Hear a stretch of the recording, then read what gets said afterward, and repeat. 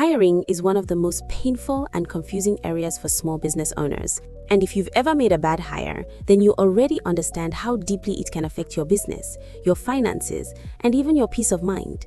Many SME owners don't truly hire in the professional sense.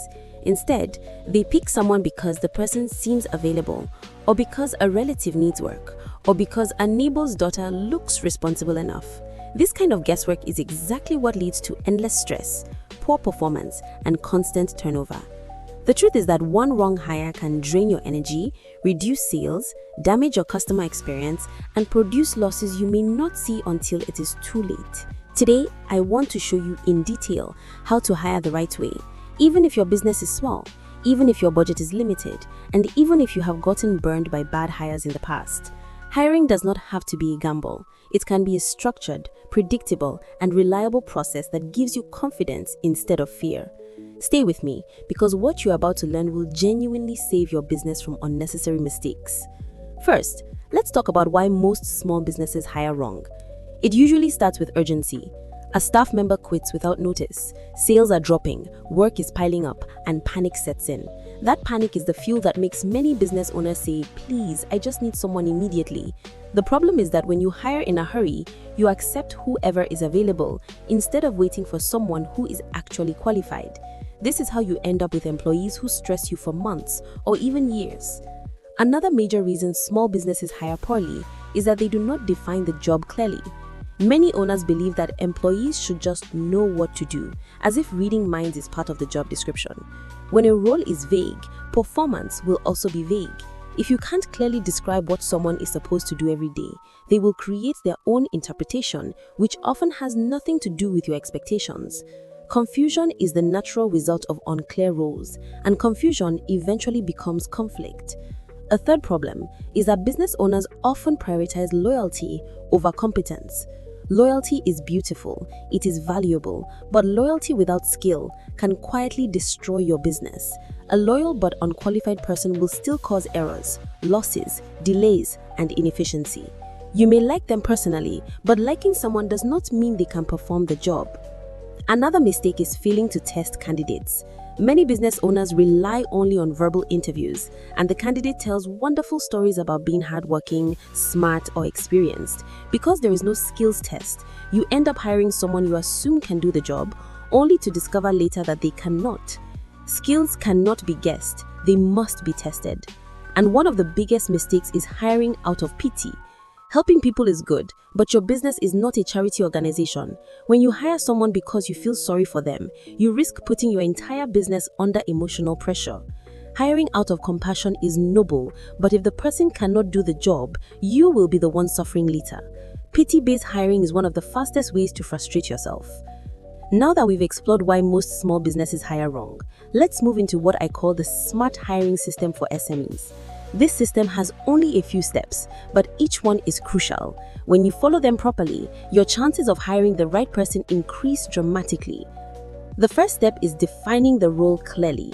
Before you post a job, before you tell people that you are hiring, and long before you start interviewing candidates, you must have full clarity about the position. Sit with yourself and ask, what exactly will this person do every single day? Describe real tasks, not vague phrases like manage customers or handle the shop. Instead of generic statements, think of actual daily activities that someone must perform. When you define the tasks clearly, you immediately gain clarity on what kind of person you need.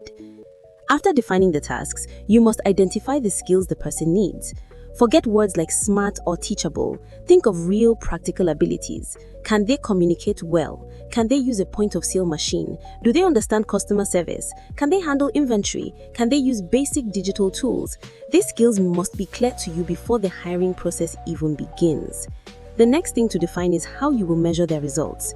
If you hire someone whose performance you cannot measure, you have hired confusion. You need to know what good performance looks like and how you will evaluate it.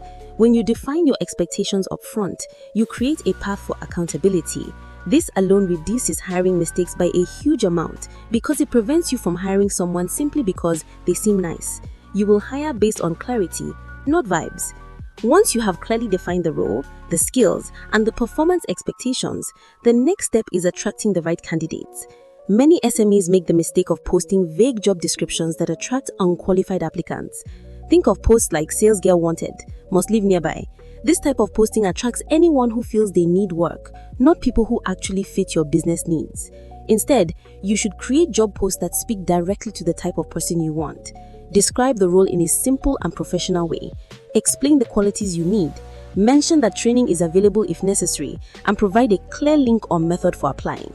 A well-written job post acts like a filter because it naturally attracts serious people and discourages those who are unsuitable. You can post your job description on multiple platforms such as WhatsApp status, Facebook groups, Instagram, Jobberman, LinkedIn, and even on your shop door if you run a physical business. The goal is to reach people who are genuinely interested, not just people who are looking for any job at all. Once applications start coming in, the next step is proper screening. This is where many business owners waste time because they invite every applicant to an interview. That is not efficient. Instead, create a simple system that filters candidates before the interview stage.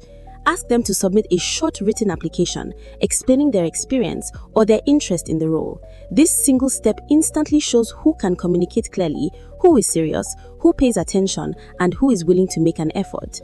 You can also ask a few short questions that reveal the candidate's experience, attitude, and thinking process. These questions help you understand the person, not just their resume. The screening step saves an enormous amount of time and energy because it eliminates applicants who are not serious or not suitable. After screening, the next step is interviews and skills testing. This is where most SMEs fail because they rely only on conversation. Hiring someone because they sound polite or seem hardworking is dangerous. You must include a real test. If you are hiring a cashier, give them sample transactions and see if they can record them correctly. If you are hiring someone for social media, ask them to write a caption or plan a simple post. If you are hiring a salesperson, have them pitch a product to you. If you are hiring for an administrative role, ask them to organize a simple document or categorize items. A practical test reveals what conversations cannot. It shows competence, confidence, accuracy, and actual skill. During the interview, pay attention to communication, honesty, problem solving, and attitude. Don't rush your decision. Interviews are not about talking. They are about observing. Watch how candidates express themselves, how they react to questions, and whether they show genuine interest in the job. An interview should help you understand the person, not just their resume. Once the interview and test are done, the final step is implementing a trial period with clear expectations. Always begin with a 1-month trial stage. During this period, communicate daily tasks clearly, review their performance weekly, and set consequences for lateness, dishonesty, poor behavior, or negligence. The trial period protects you from committing long-term to someone who may not fit your business. People can pretend in interviews, but they cannot pretend every day. Their real personality and work ethic always appear within a month. Now let's talk about red flags you must avoid when hiring. If a candidate arrives late for the interview without a reasonable explanation, that is a sign of their general attitude towards work. If they speak badly about their previous employers, they will eventually do the same to you. If they fail to follow simple instructions during the application process, it means they will ignore instructions on the job. If someone exaggerates their experience or behaves as if the job is a favor to them, it is better to avoid hiring them. Lack of curiosity, lack of questions, and frequent job changes are also signs that the candidate may not be reliable or difficult to work with. Recognizing these red flags early will save you from major headaches. Let's move on to how good hires impact your business. The right person can increase sales by serving customers better, can improve your customer experience with patience and skill, can reduce your workload by taking responsibility, and can introduce new ideas that help your business grow. A competent, reliable employee reduces stress, increases efficiency, and gives you room to plan bigger things.